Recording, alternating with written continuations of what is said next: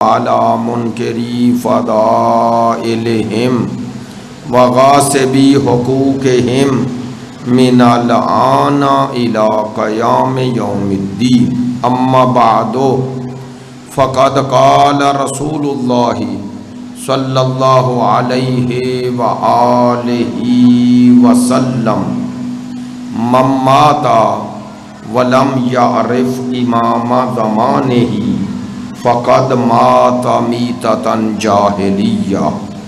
بسم اللہ الرحمن الرحیم۔ ان اللہ وملائکتہ یصلون علی النبی یا ایھا الذین آمنوا صلوا علیہ وسلموا تسلیما۔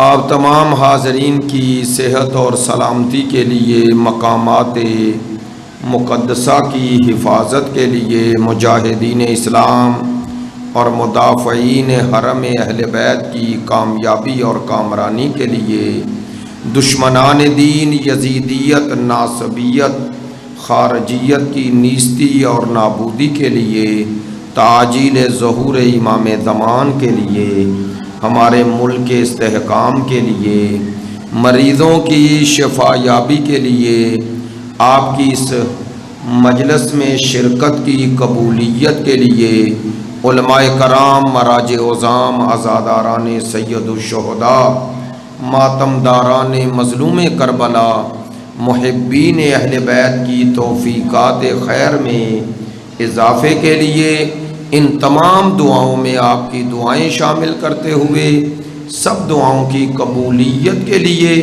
بحق کے سید الشہداء بلند تر صلوات صلی محمد واجب الاحترام، معزز و مکرم حاضرین مجلس، محبان اہل بیت، پیروان مکتب ولایت، عاشقان مکتب شہادت، خداوند متعال کا شکر ادا کرتے ہیں جس نے ہمیں ذکر اہل بیت کی یہ سعادت عطا کی ہے۔ مختصر سے وقت میں زیادہ طویل گفتگو نہیں کروں گا اور آپ کو کچھ اس حوالے سے کہ جو حدیث سید الانبیاء موضوع گفتگو قرار دی ہے، ایک اس کے بارے میں تمہیدی گفتگو ہے، ایک نتیجہ ہے۔ حدیث میں نے جو پڑھی کم و بیش آپ نے متعدد بار ممبروں سے سنی ہے، لیکن میں یہ بات بھی عرض کر دوں کہ یہ حدیث صرف شیعہ اثنا عشریہ کے نزدیک ہی معتبر نہیں ہے، بلکہ جتنی معتبر ہمارے نزدیک ہے اتنی ہی معتبر اہل سنت برادران کے نزدیک ہے۔ یعنی حدیث دونوں مسلک، دونوں مذہب، دونوں مکتب ایک جیسی قبول کرتے ہیں۔ میرے پاس کتاب ہے، 60 کتابوں کے حوالے ہیں جن میں یہ حدیث موجود ہے، اور شاہ اسماعیل شہید جو شاہ ولی اللہ کے بیٹے تھے، ان کی کتاب منصب امامت میرے پاس ہے، اس میں یہ حدیث موجود ہے۔ تو جب ایک حدیث شیعہ سنی دونوں میں متفق ہو جائے تو اس کا معنی ہے کہ وہ دونوں کے لیے قابل قبول ہے۔ جب دونوں کے لیے قابل قبول ہے تو دونوں کو اس کے بارے میں غور و فکر بھی کرنا چاہیے، اور اس حدیث میں جو کہا گیا اس پہ عمل بھی کرنا چاہیے۔ ایسا ہے یا نہیں؟ چلے ایک کامن سی بات عرض کرتا ہوں جو میں نے کافی سال پہلے جب قرآن و اہل بیت پہ حدیث ثقلین پہ اشرا پڑھا تھا تو یہ جملہ عرض کیا تھا، اس تناظر میں کہہ رہا ہوں کہ تاکہ بات آپ تک پہنچ جائے کہ اگر ایک حدیث ایک مذہب میں اور اسی مذہب کی کتابوں میں ہو تو وہ اس صاحب مذہب کے لیے، یعنی جو اس مذہب کو قبول کرتے ہیں، ان کے لیے دلیل بن سکتی ہے، دوسرے کے لیے تو نہیں بنے گی۔ ایسا ہے یا نہیں؟ مثلا دوسرا اسے قبول تب کرے جب اس مذہب کو بھی قبول کرے. تو اصول ہے کہ جو حدیث آپ پیش کر رہے ہیں، ایک دفعہ آپ کا اپنا عقیدہ ہے، وہ آپ اپنی حدیثوں پر ہی عمل کریں گے. مثلا ہم نماز، روزہ، حج و زکوٰۃ یا اصول دین، توحید، عدل، نبوت، امامت، قیامت میں ہم اپنے ائمہ کے فرامین پر ہی عمل کرتے ہیں. ایسا ہی ہے نا؟ ہم توحید بھی اہل بیت سے، نبوت بھی، امامت بھی، عدل بھی، قیامت بھی اہل بیت سے لیتے ہیں نا. اسی لیے ہماری کتاب معتبر ترین جو ہے 2 حصوں میں تقسیم ہوتی ہے، اصول کافی، فروع کافی. اس کا نام ہی اس لیے رکھا گیا، اصول سے مراد جو عقائد ذکر ہوئے ہیں، اور فروع سے مراد اس میں نماز، روزہ، حج و زکوٰۃ، لیکن دونوں اہل بیت کے فرامین کی روشنی میں ذکر ہوئے ہیں. تو میرے اور آپ کے لیے جو اس مذہب کا پیرو ہے، اس کے لیے اس کی کتاب ہی معتبر ہے اور اسی پر ہی عمل کرے. لیکن اگر آپ کسی دوسرے کو قائل کرنا چاہتے ہیں تو پہلا اصول یہی ہے، یا اسے عقلی دلیل دیں تاکہ دونوں کو اللہ نے جو عقل دی ہے اسے قبول کرے، یا اسے اس کی کتاب سے حوالہ دیا جائے. یہی اصول ہے نا؟ یعنی جو اصول دوسرا قبول کرے گا وہ یہی ہونا چاہیے. اب آئیں، حدیث جو پڑھی ہے دونوں مذہب کی دونوں کتابوں میں ہے، تو اس لیے حدیث تو متفق ہو گئی.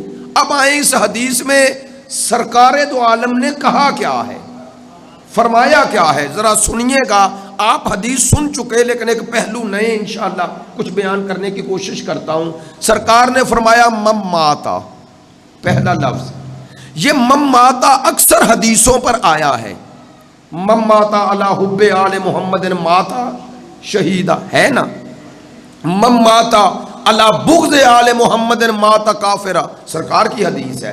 جو آل محمد کے بغض پہ مرا وہ کلمہ پڑھتا ہوا بھی جائے تو سرکار فرماتے ہیں اس کا باطن کفر پر ہے، اس کا باطن کفر پر ہے، اس کا حشر و نشر کفر پر ہوگا.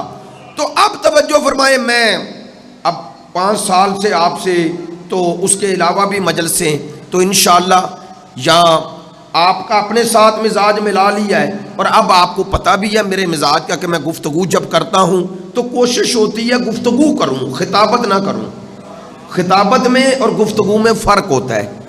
خطابت میں نقطہ ہوتا ہے، چاہے وہ نقطہ حقیقت پہ مبنی ہو یا نہ ہو، لیکن گفتگو میں، دلیل میں، مذہب کی شناخت کے لیے اور مذہب کے ثابت کرنے کے لیے نقطہ نہیں چلتا، دلیل چلتی ہے. اور دلیل کی بنیاد یا اللہ کے کلام پر ہونی چاہیے یا مصطفیٰ کے فرمان پر ہونی چاہیے. عقیدہ اسی سے بنتا ہے. اس لیے آپ سے یہ جملے کہتا رہتا ہوں کہ منبر پہ بیان ہونے والی ہر شے کو عقیدہ نہ بنا لیا کرے.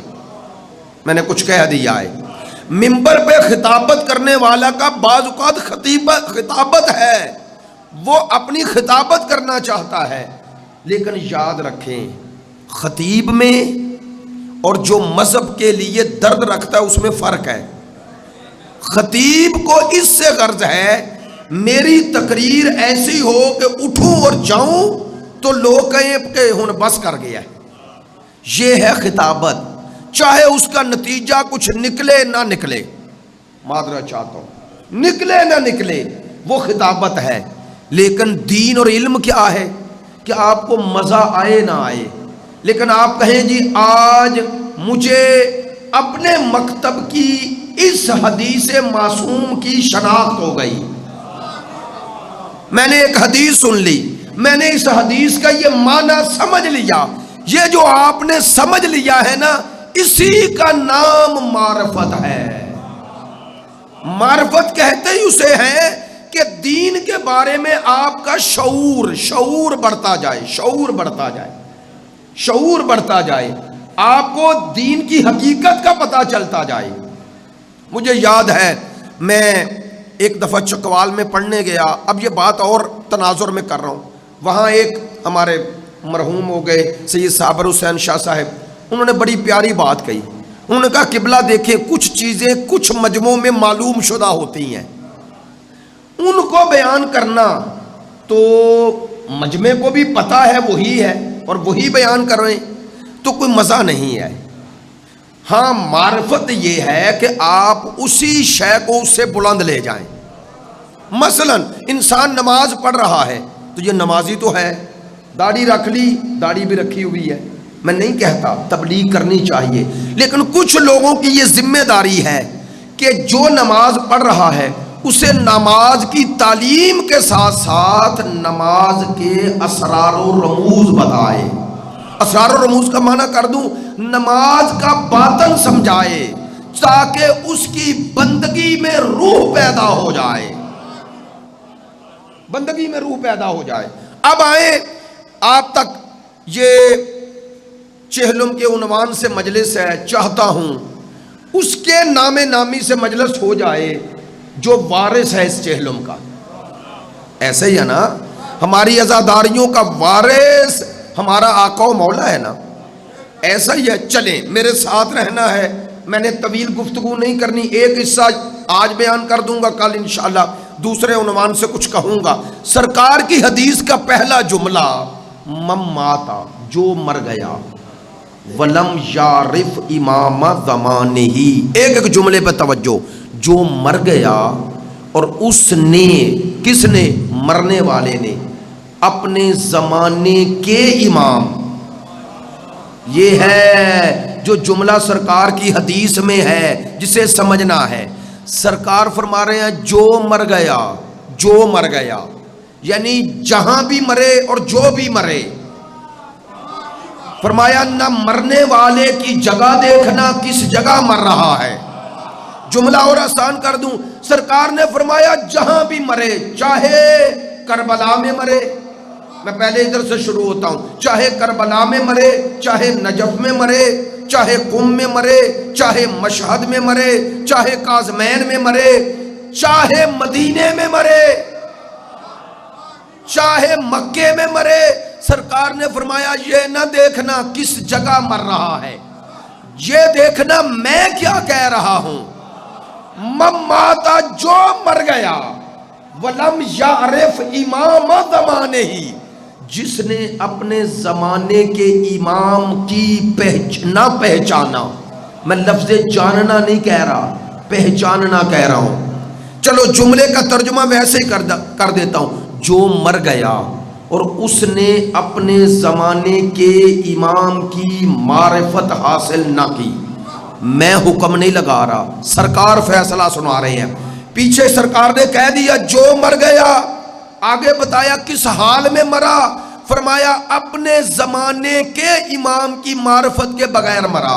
سرکار سید الانبیاء، حدیث شیعہ سنی دونوں مانتے ہیں، سرکار بتا رہے ہیں وہ کیسا مرا ہے، فرماتے ہیں ماتا میتتن جاہلیہ، سرکار فرماتے ہیں وہ ایسے ہی مرا ہے جیسے میری موجودگی میں ابو جہل مرا ہے۔ اس یار بڑی مہربانی، اس کے مرنے میں اور ابو جہل کے مرنے میں کوئی لے۔ اب ماشاءاللہ آپ سب دوست ایک جیسے ہیں، میں کسی دوست کو وہ کہتے ہیں الگ کر کے دوسرے دوستوں کو حق تلفی نہیں کرنا چاہتا، لیکن جملہ چاہتا ہوں کہ آپ توجہ فرمائیں گے تو سمجھ میں آئے گا جو کہنا چاہ رہا ہوں۔ اچھا سرکار نے یہ کیوں فرمایا جو مر گیا وہ جہلیت کی موت مرا، یہ کیوں نہیں فرمایا جو زندہ رہا اور امام کی معرفت کے بغیر زندہ رہا، اس کی زندگی جہلیت کی زندگی ہے؟ سوال تو ہے نا بھئی، سرکار موت کا ذکر کیوں کر رہے ہیں کہ جو مر گیا، یہ کیوں نہیں فرمایا؟ کیوں سمجھانے کے لیے کہہ رہا ہوں، ورنہ سرکار کے حضور کیوں کی گنجائش ہی نہیں۔ یہ فرمانے کا کیا مقصد ہے؟ اس لیے وضاحت کے لیے وہ جملے کہہ رہا ہوں۔ کسی حدیث میں یہ نہیں کہ جو زندہ رہا اور معرفت امام کے بغیر زندہ رہا وہ جہلیت کی زندگی جی رہا ہے، نہیں، یہی لفظ ہے ہر حدیث میں، جو مر گیا۔ لو بھئی، میں نے جیسا عرض کیا تھا ہاتھ جوڑ کے، جو دوست اس طرح کا مزاج رکھتے ہیں وہی جملے کی قدر کریں گے۔ توجہ فرمانا، سرکار نے یہ کیوں فرمایا مر گیا، یہ کیوں نہیں فرمایا جو زندہ رہا، اس کی زندگی چاہے لانا ہے؟ سنیں گے، سرکار بتانا چاہ رہے تھے اگر تم نے یہ جاننا ہے کہ اس کی زندگی کیسی تھی تو دیکھ لو اس کی موت کیسی ہے۔ ہائے ہائے ہائے ہائے ہائے، اگر تم نے جاننا ہے، نہیں اور جملہ آسان کرتا ہوں، اس حدیث میں اور اس جیسی حدیث میں ایک پیغام ہے، وہ کیا؟ سرکار نے مماتا کہہ کے جو مر گیا پوری امت کو یہ پیغام دیا ہے، بھئی جملہ ضائع نہ ہو، سرکار نے پوری امت کو پیغام دیا ہے کہ کسی کا آغاز نہ دیکھنا، انجام دیکھنا۔ آگا جان، کسی کا آغاز دیکھ کے فیصلہ نہ سنانا، انجام دیکھنا نہیں۔ آپ بھی توجہ نہیں ہوئی ہے، معذرت چاہتا ہوں۔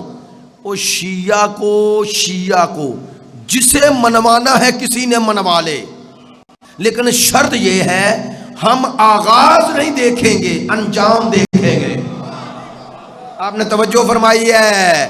ہم میں اور دوسروں میں یہی فرق ہے، دوسرے آغاز دیکھتے ہیں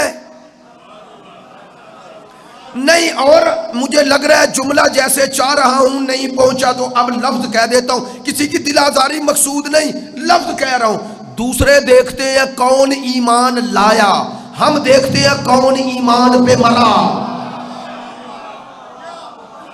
بڑی مہربانی، توجہ ہے میری بات پہ؟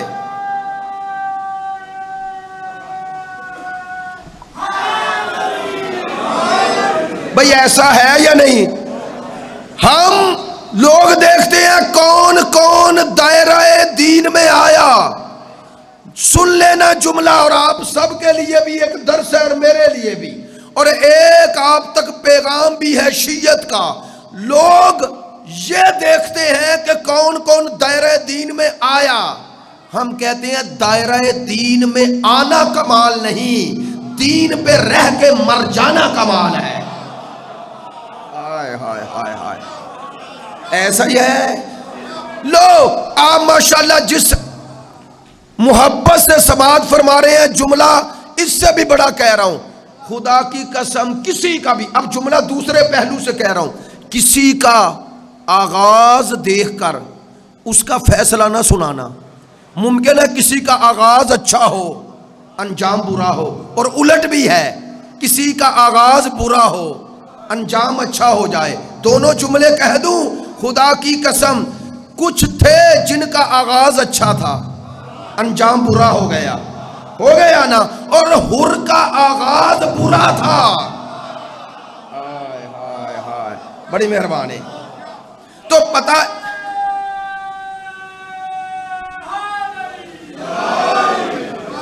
اور نوجوان بھائیوں توجہ فرمانا، جس مجلس میں یہ میرے بھائی نوجوان چھوٹے ہوں، اس مجلس کو خوبصورت مجلس کہنا چاہیے، چونکہ آئندہ مکتب تشیع ان کے ہاتھ میں ہے، بزرگوں کی بھی رہنمائی کی ضرورت ہے، لیکن توجہ فرمائیں، میں نے بہت بڑا جملہ کہا ہے، اب آپ سے اور اپنے آپ کو شامل کرتے ہوئے یہ اخلاقی جملہ ہے، لے لینا۔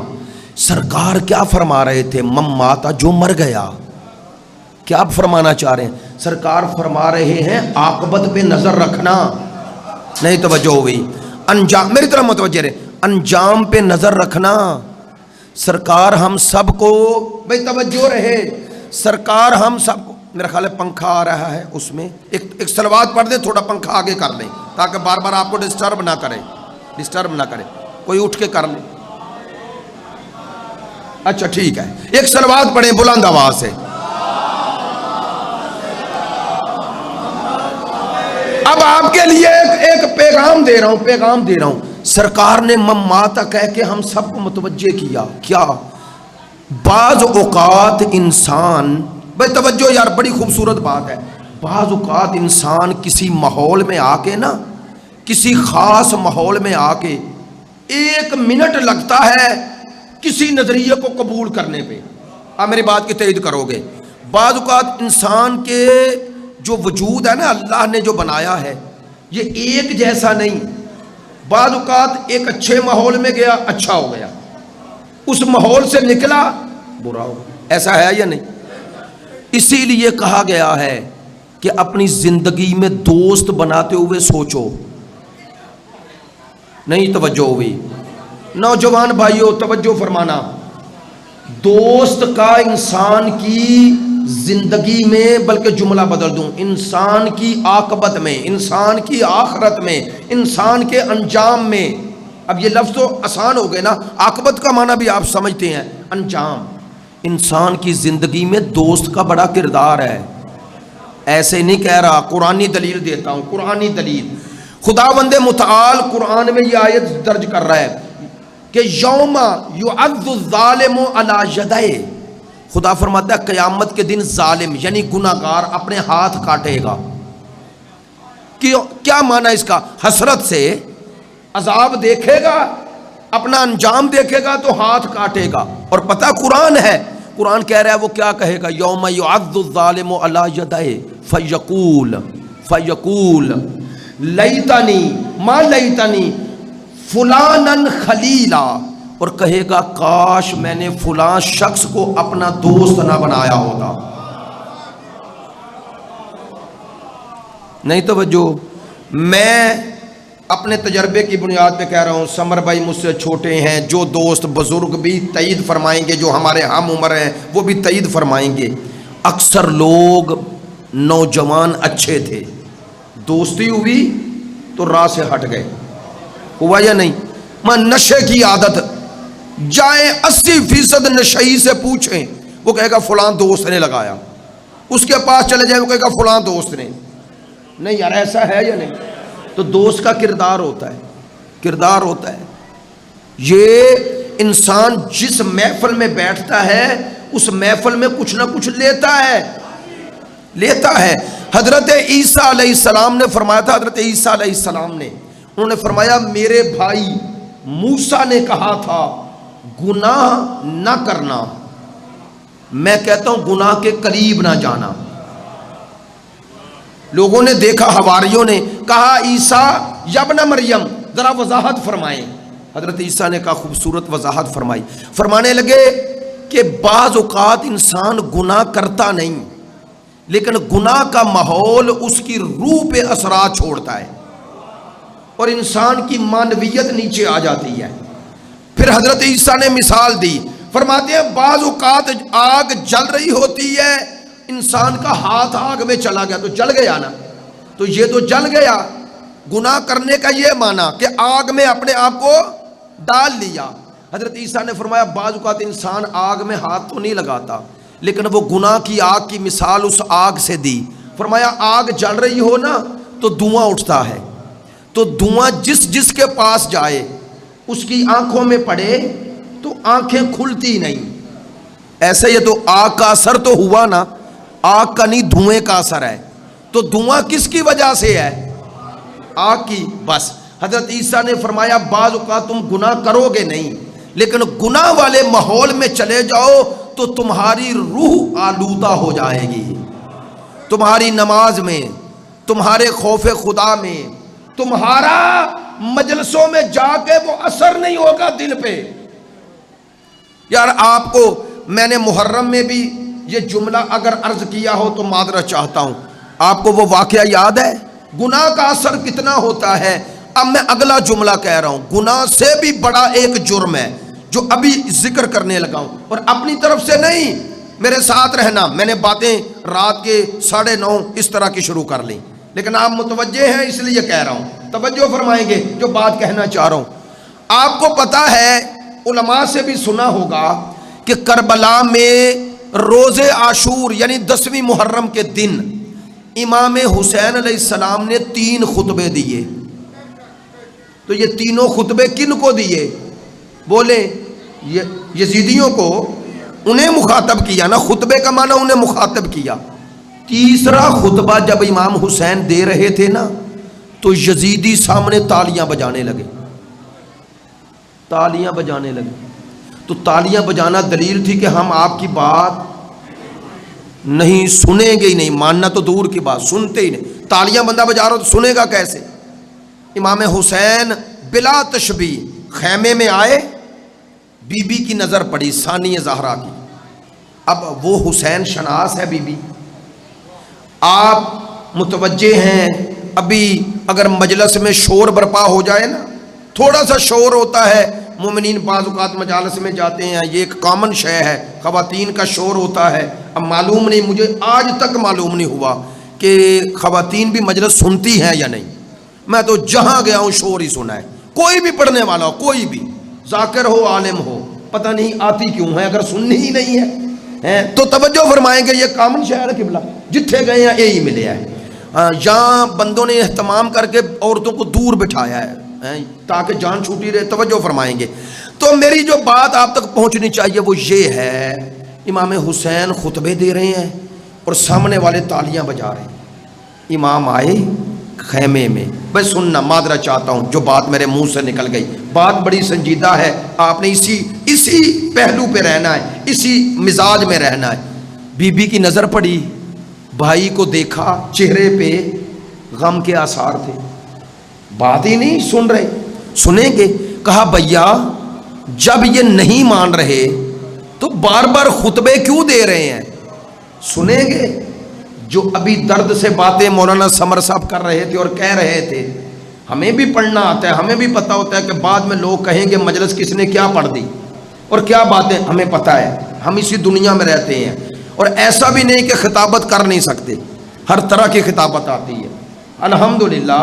اور لیکن یہ باتیں جو کرتے ہیں یہ آپ سے پہلے 12ویں کے حضور کہہ کے آتے ہیں، وعدہ کر کے آتے ہیں کہ اپنے آپ کو واہ واہ سے نکالیں گے تو یہ بات کر پائیں گے، ورنہ کوئی نہیں کرے گا۔ جو اس خول میں بند ہو گیا وہ ساری زندگی نہیں نکلتا۔ میں نے دیکھے ہیں، بڑے بڑے دیکھے ہیں، میرے دوست تھے قم میں، اب پاکستان میں آئے ہیں تو پروٹوکول میں چلے گئے، پڑھ رہے ہیں۔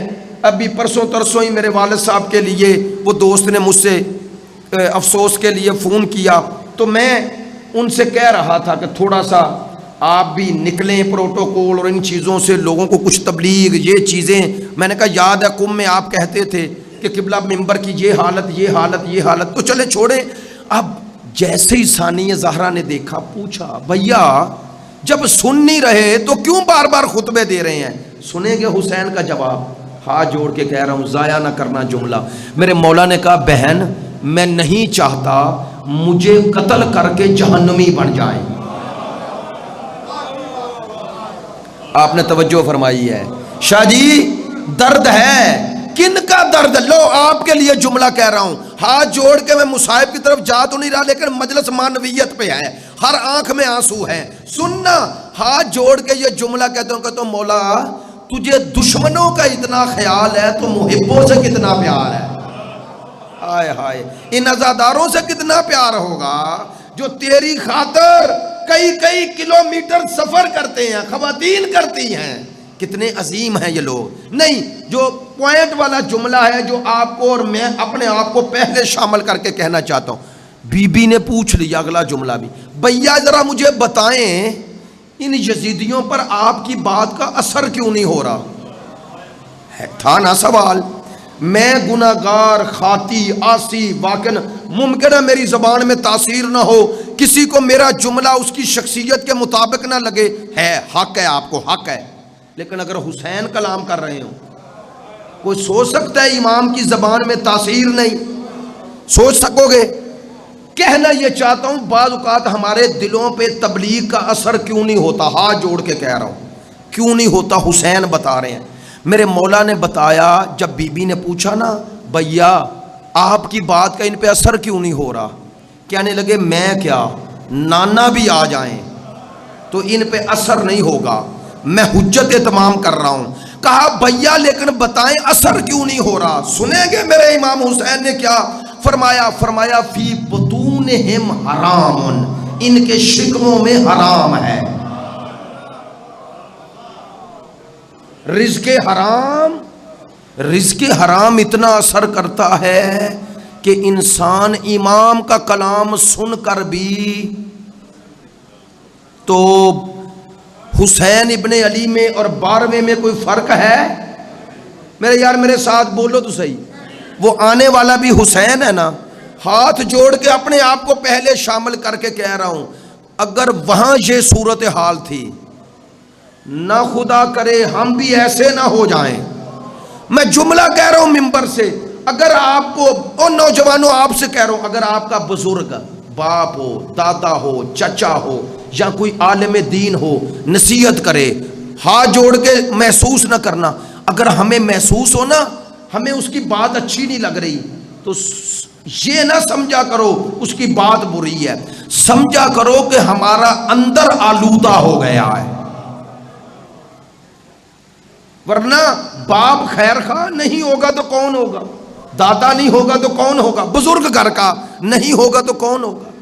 عالم دین ہو، اس کو آپ سے کچھ ضد ہے، وہ اگر تبلیغ کرے گا تو اس کا مقصد یہ ہے، مقصد یہ ہے، یہ کہنا چاہ رہا ہوں. چلیں اب آئیں، دو جملے اس حدیث کے بارے میں بھی عرض کر دوں. من مات ولم یعرف امام زمانہ فقد مات میتۃ جاہلیہ. جو مر گیا اور اس نے اپنے زمانے کے امام کی معرفت حاصل نہ کی، سرکار فرماتے ہیں وہ کفر کی موت مرا. دو چار سوال ہیں، شیعہ سنی دونوں اس حدیث کو قبول کرتے ہیں. ہاتھ جوڑ کے ہم پوچھتے ہیں، بتاؤ سرکار نے یہ لفظ جو فرمایا من مات ولم یعرف امام زمانہ، جو مر گیا زمانے کے امام، تو یہ زمان کے ساتھ امام کا ذکر کیا کیوں؟ تاکہ تمہیں یاد رہے کہ جب تک زمان رہے گا امام رہے گا. توجہ فرمائیں گے، ذرا توجہ فرمائیں گے. میرا 12واں بڑا مظلوم ہے ہم سب میں بھی. جب تک زمان رہے گا امام رہے گا. نہیں، جملہ اور بدل دیتا ہوں. سرکار نے فرمایا امام زمانے ہی، وہ زمانے کا امام ہے. تو کیا بتایا زمان سے مراد یہ زمانہ، زمان یعنی یہ دور جس میں زندگی بسر کر رہے ہو. سرکار نے بتا دیا جب تک زمان ہے امام رہے گا. نہیں، امام زمانے ہی، وہ زمان کا امام ہے. تو بتایا یہ زمان اپنے باقی رہنے میں امام کا محتاج ہے، امام اس کا نہیں. ہائے ہائے، وہ اس کا محتاج ہے، زمان امام کا، امام زمان کا نہیں، اور وہ زمانے کا امام ہے.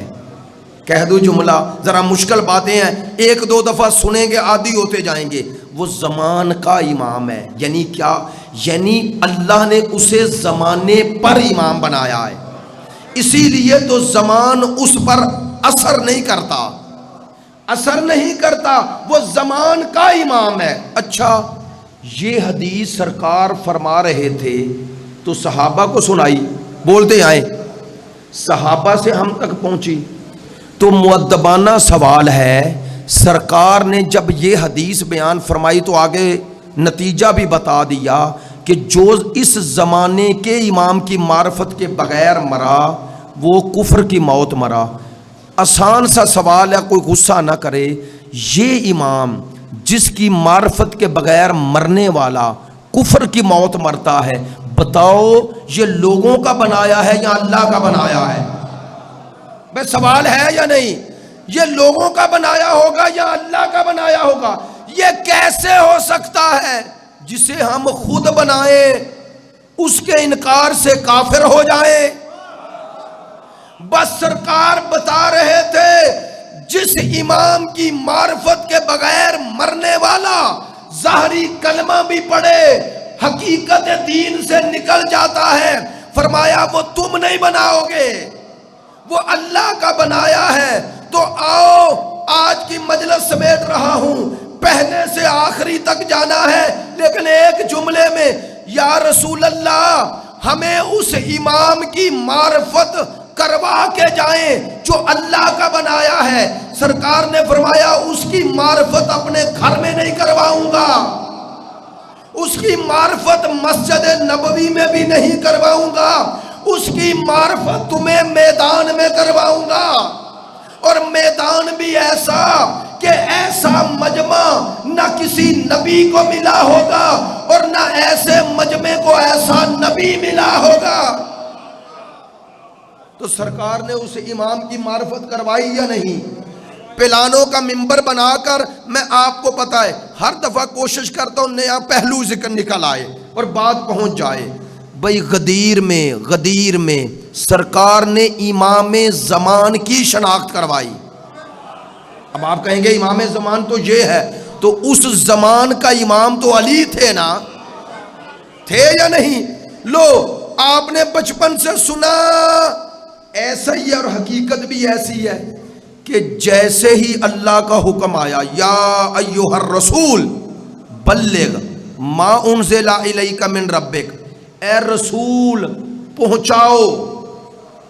یہ نہیں کہا یا طٰہٰ یا مزمل یا مدثر، کل اس آیت پہ پڑھوں گا لیکن اب ایک اشارہ کرتا ہوں. یہ نہیں فرمایا یا ایھا المزمل یا ایھا المدثر یا طٰہٰ یاسین، نہیں، یا ایھا الرسول.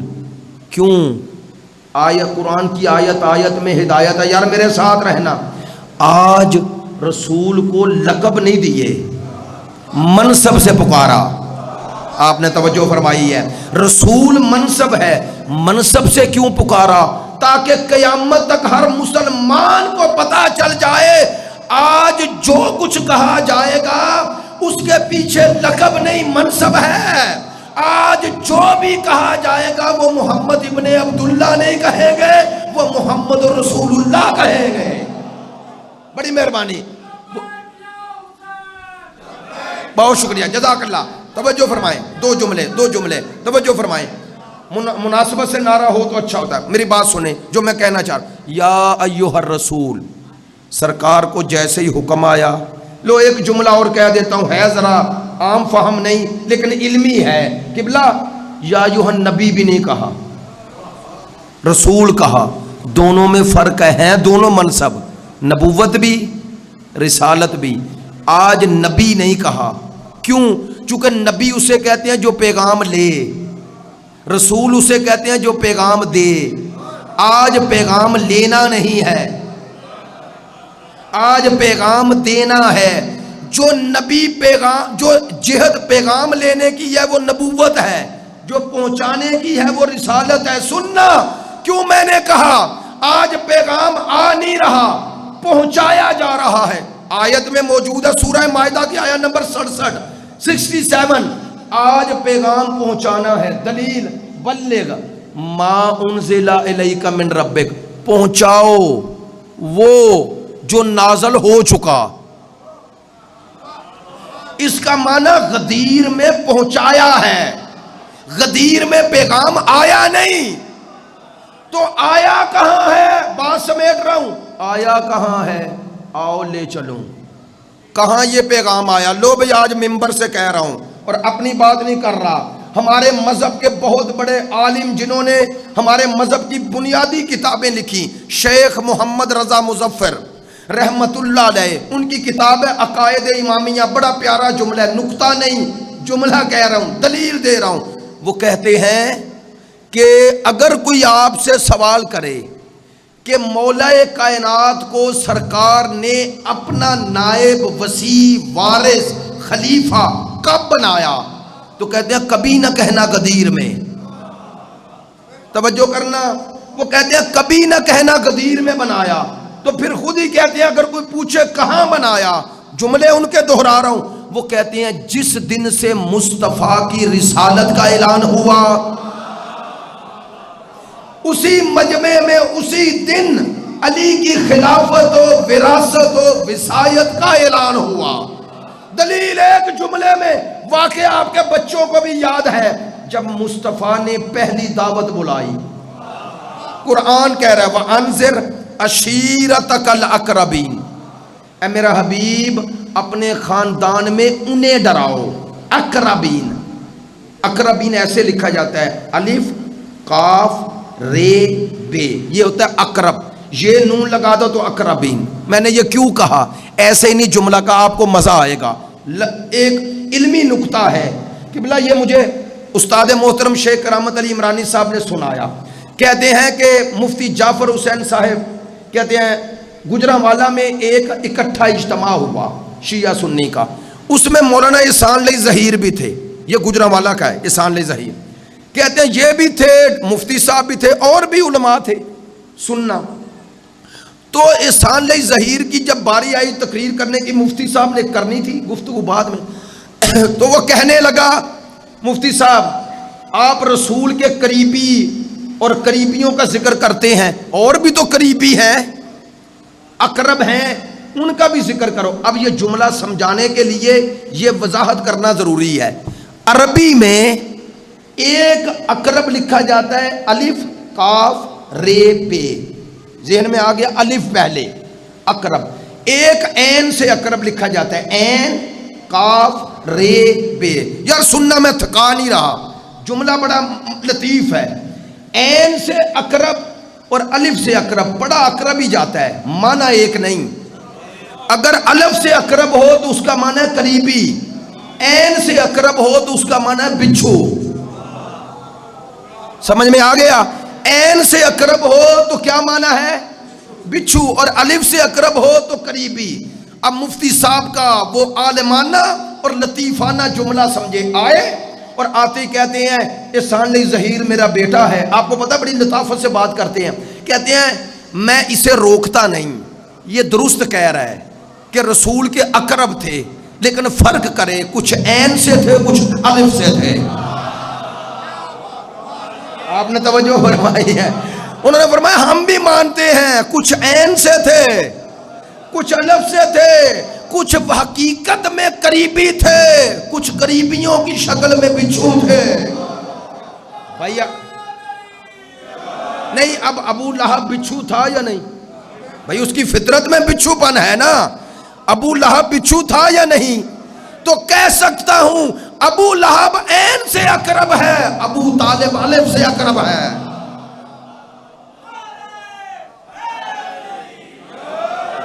توجہ ہو گئی ہے؟ چلیں مجلس تو ایسے ہی ہونی چاہیے، ہم نے اپنے مطلب کی بات بھی کر لی اور آپ کو ساتھ بھی لگا لیا۔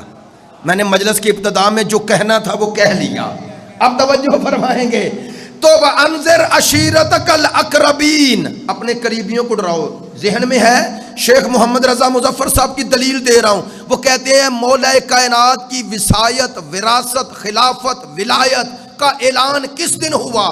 کہتے ہیں سرکار نے اپنوں کو بلایا بلا تشبیہ، کھڑے ہو گئے اور یہ جملہ کہا ایکم یواذرونی علی ھذا الامر، تم میں کون ہے ایسا جو ھذا الامر اس دین پر میری مدد کرے؟ فرمایا جو میری مدد کرے گا ان یکون اخی و وصی و وارثی و خلیفتی من بعدی، وہ میرا وصی ہوگا، وارث ہوگا، خلیفہ ہوگا میرے بعد۔ جیسے سرکار نے کہا سارا مجمع چپ، نہیں آپ کی طرح نہیں، ویسے چپ تھے، سارا مجمع چپ۔ مجمع کے پیچھے سے 12 سال کا بچہ اٹھا، آئے ہائے، محمد حسنین ہیکل مصر کا عالم ہے، بڑا پیارا جملہ کہتا ہے تھا تو بچہ لیکن ارادے عرش سے بلند تھے، تھا تو بچہ لیکن ارادے عرش سے بلند تھے۔ کہتے ہیں بچے نے بلند آواز سے کہا انا ناصروں کا یا رسول اللہ، یا رسول اللہ میں آپ کا مددگار ہوں، میں نے کسی کتاب میں نہیں پڑھا ادھر مصطفیٰ نے کہا ہو ادھر مرتضیٰ نے کہا ہو میں آپ کا مددگار ہوں، اور ادھر سرکار نے کہا ہو پہلے کلمہ تو پڑھ، کہا میں آپ کا مددگار ہوں۔ اب سرکار نے فرمایا یا علی وہاں کھڑا نہ ہو، ادھر آ جا۔ علی مجمع کو چیرتے ہوئے بلا تشبیہ یوں آئے، اب جیسے آپ مجھے دیکھ رہے ہیں، کوئی پیچھے سے آئے تو یوں ہے مرتضیٰ، یوں ہے مصطفیٰ، آمنے سامنے، پیچھے ہے مجمع۔ سرکار نے دونوں ہاتھ شانے پہ رکھے اور علی کو موڑا اور فرمایا سنو میرے اپنوں، ھذا اخی و وصی و وارثی و خلیفتی من بعدی۔ آپ نے توجہ فرمائی، بات ختم کر دی، یہ بھی ھذا اور وہ بھی ھذا۔ اس ھذا کی تشریح تھی جو غدیر میں ھذا ہے، ھذا اخی و وصی و وارثی و خلیفتی من بعدی، یہاں ھذا کہہ کے وہاں تشریح کر دی، من کن تو مولا ہو، تشریح کر دی ہے۔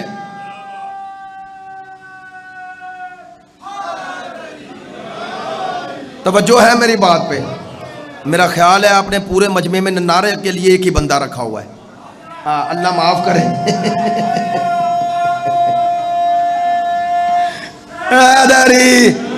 یار آپ سے ایک محبت کا تعلق ہو گیا، محسوس نہ کیا کریں. وہ بھی میرے لیے بڑی محبت فرماتے ہیں واللہ، اور آپ کو بھی پتہ ہے، مجھے بھی پتہ ہے. اس لیے اگر کوئی باہر کا بندہ ہوتا تو میرے تے الزام لگ جانا سی کہ قبلہ صاحب ہی ان گڈی چ رکھن لگ پے نے. آپ متوجہ ہیں؟ بس آخری جملہ کہہ رہا ہوں. ادھر ذوالعشیرہ ادھر غدیر. تو آپ مجھ سے پوچھو نا کہ ادھر کہہ رہے ہو ذوالعشیرہ میں اعلان ہوا ہے، تو غدیر میں کیا ہوا؟ آج کی مجلس کا آخری جملہ سرکار نے ذوالعشیرہ میں سنایا اور غدیر میں منوایا. وہ سنایا ہے، یہ منوایا ہے. یہ ہے پہلا اور وہ ہے 12واں. جو ان کی معرفت کے بغیر مرا وہ کلمہ پڑھ کے بھی ابو جہل کی زندگی بسر کر رہا ہے. آپ سب مومنین سے، تمام شیعہ سنی بھائیوں سے کل میں کتابیں دکھا دوں گا انشاءاللہ، اور اس سے عرض کروں گا جو لدہ گنگ میں مجلس ہوگی چہلم کی. عزیزو میں یہی کہتا ہوں، پہلے سے لے کر 12ویں تک یہ ترتیب ہی ایسی ہے. ان میں ایک بھی ادھر والا نہیں، ادھر والے ہیں. اب میرا مشہور جملہ تو یاد ہوگا، اگر ادھر والے نہ ہوتے تو 12ویں کا سب انتظار نہ کرتے. اگر ادھر والا نہ ہوتا تو بنا لیتے. آج 1 ارب 60 کروڑ مسلمان مل کر آخری نہیں بنا سکتے. تو اللہ نے شاید 12ویں کو پردہ غیبت میں رکھا ہی اس لیے کہ سارے مل کر جب آخری نہیں بنا سکتے تو پہلا کیسے بنا لیا.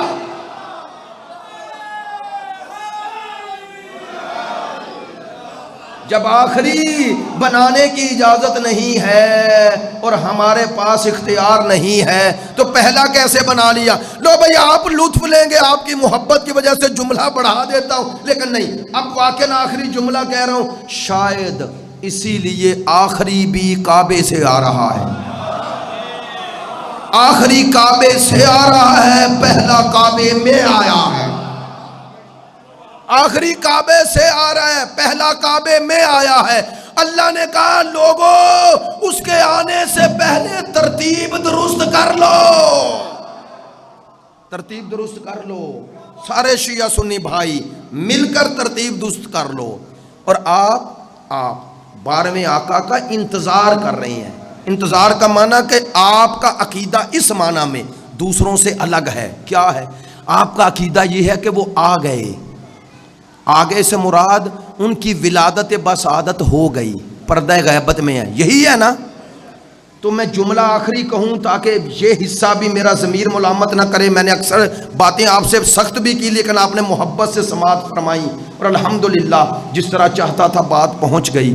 دوستو یاد رکھنا، علمی بات کر رہا ہوں. امام ہم سے غائب ہے، ہم امام سے نہیں. امام ہم سے غائب ہے، وہ امام غائب ہے، امت غائب نہیں. تو بس میں نے تو جملہ کہہ دیا، ہم سب ان سے غائب نہیں، وہ ہم سے غائب ہیں. تو کیا مراد؟ ہم سب ان کے حضور ہیں. اب ہر عمل کرنے سے پہلے یار سوچنا ضرور کہ 12ویں کو کیسا عمل چاہیے. اور مجھے بڑا پیارا جملہ لگتا ہے. آپ کے لیے مصائب کے جملے ہوتے ہیں، ہر بندے کی اپنی اپنی مصائب کی اپنی اپنی کیفیت ہے. مجھے اس عالم دین کا جب جملہ سنا ایران میں، خدا کی قسم اس وقت سے لے کر آج تک جب بھی یاد آتا ہے تو میری عبادت ہو جاتی ہے. وہ کہہ رہے تھے، او شیعو 12ویں کے ماننے والو، تم زہرا کے بیٹے کو نہ رلاؤ، امت نے اولاد زہرا کو بڑا رلایا ہے. ہم کیسے رلا سکتے ہیں؟ ہمارا گناہ، ہماری بد کلامی، ہماری بد زبانی امام کو رلاتی ہے. اور پتہ ہے اب جملہ ایک ہی کہوں، بھائی آ گئے، مجھے نہیں معلوم تھا، البتہ اچھا ہے، شکر ہے کہ آپ نے بتا دیا، ان کو میں نے دیکھ لیا. توجہ فرمائیں گے. ایک جملہ کہہ رہا ہوں، آقا و مولا اتنا مظلوم ہے، اتنا مظلوم، معرفت کا جملہ ہے بھائی. تم سب اور میں کربلا سنتے ہیں اور 12واں کربلا دیکھتا ہے. میں کوئی یہ ہوائی بات نہیں کر رہا، پڑھی لکھی بات کر رہا ہوں۔ امام کا علم بلا کیسے ہوتا ہے، ماضی کی نسبت بھی، جیسے ہی امام ارادہ کرتا ہے اللہ اس شے کو تمثیلی شکل میں امام کے حضور پیش کر دیتا ہے، اس کا علم ایسا امام کا۔ اسی لیے علماء کہتے ہیں امام ہر شب جمعہ کربلا کا قصد کرتے ہیں، کربلا جا کر تو کربلا دیکھتے ہیں۔ بھائی اللہ کی قسم بڑی معنویت کی مجلس ہے۔ میں جملے کی وضاحت کروں، اگر میں آپ کے سامنے کہوں اکبر سینے میں نیزے کی انی کھا کر زین سے زمین پر آئے، آپ رونے لگے نا، گریہ آ گیا۔ میں نے صرف کہا ہے، میں نے دکھایا نہیں، تو سوچو 12ویں پہ کیا گزرتی ہے، جب میرا آقا مولا دیکھتا ہے تو کیا گزرتی ہے۔ لیکن اب ایک جملہ بس، طویل مصائب کل انشاءاللہ پڑھ دوں گا جو چہلم کا ہے، ایک جملہ بڑھا دوں۔ ہم کربلا کو سنتے ہیں اور وہ دیکھتے ہیں۔ میں سوچتا ہوں میرا امام کبھی اکبر کے سینے میں برچی دیکھتے ہیں، کبھی حضرت قاسم کی لاش کو پامال شدہ دیکھتے ہیں۔ سن لینا سادات و مومنین معذرت کے ساتھ سن لینا، کبھی میرا 12واں وہ منظر دیکھتا ہے کہ کمرے بنی ہاشم کے بازو کٹ گئے اور دوڑتے ہوئے گھوڑے سے گرز کھا کر منہ کے بل گر رہے ہیں۔ میں یہ سارے منظر کیوں بیان کر رہا ہوں، میرے ساتھ رہنا۔ پتہ ہے میرے امام کا ایک نوحہ ہے جسے زیارت ناحیہ کہتے ہو، ناحیہ اسی لیے کہا جاتا ہے، کہتے اس میں میرا 12واں کہتا ہے میرا دادا حسین، میں ایک وقت آتا ہے آپ پر خون روتا ہوں، پانی نہیں روتا۔ ایک عالم بزرگ مجتہد تھے، کہنے لگے میں نے یہ جملہ پڑھا، میں نے سوچا یہ مبالغہ ہوگا۔ کہتے ہیں میں نے 40 جمعرات وہ عمل کیا مسجد کوفہ میں، قصد یہی تھا امام سے وضاحت پوچھوں گا۔ جیسے امام کے حضور پہنچا نا، امام نے کہا جو میں نے کہا ہے سچ ہے، میں پانی نہیں خون روتا ہوں، یہ مبالغہ نہیں حقیقت ہے۔ اب تعجب سے کہنے لگے مولا وہ کون سا غم ہے جو آپ کو خون رلاتا ہے؟ بس یار ہمت نہیں، سفر بہت کیا ہے، لیکن ایک جملہ سن لو۔ پتہ ہے میرے 12ویں نے کیا جواب دیا؟ کہنے لگے کربلا کا وہ منظر جب قاتل کے ہاتھ میں خنجر ہے اور 70 قدموں پہ میری دادی کھڑی ہے۔ نہیں، اس جملے کی وضاحت کروں، میری آقا زادی جب ٹلہ زینبی پہ آئی نا تو دیکھا قاتل نے خنجر ہاتھ میں تھاما ہوا ہے۔ نہیں جملے سخت ہیں، ہر سال ہاتھ جوڑ کے کہتا ہوں، اس ملعون نے خنجر زمین پہ رکھا، پتہ ہے کیا کیا؟ اس نجس نے 2 کام کیے، ایک نجس ہاتھ سے، ایک نجس قدموں سے۔ ہاتھ سے کیا کیا؟ یوں ہاتھ اٹھایا، 70 قدموں پہ بہن دیکھ رہی ہے رخسار حسین۔ بس دوسرا کام جو کیا میں نے کبھی بتایا نہیں، اشارہ کیا کرتا ہوں۔ علامہ مجلسی لکھتے ہیں اس ملعون نے، نجس نے، ناسبی نے، کافر نے کیا کیا؟ شمر ملعون نے وَوَضَعَ رِجْلَيْهِ عَلَى صَدْرِ الْحُسَيْنِ، خدا کی قسم اس نے ایسی جگہ قدم رکھا کہ بی بی تڑپی، کہنے لگی ملعون اس جگہ کو کبھی رسول بوسے دیتا ہے، کبھی بطول بوسے دیتی ہے۔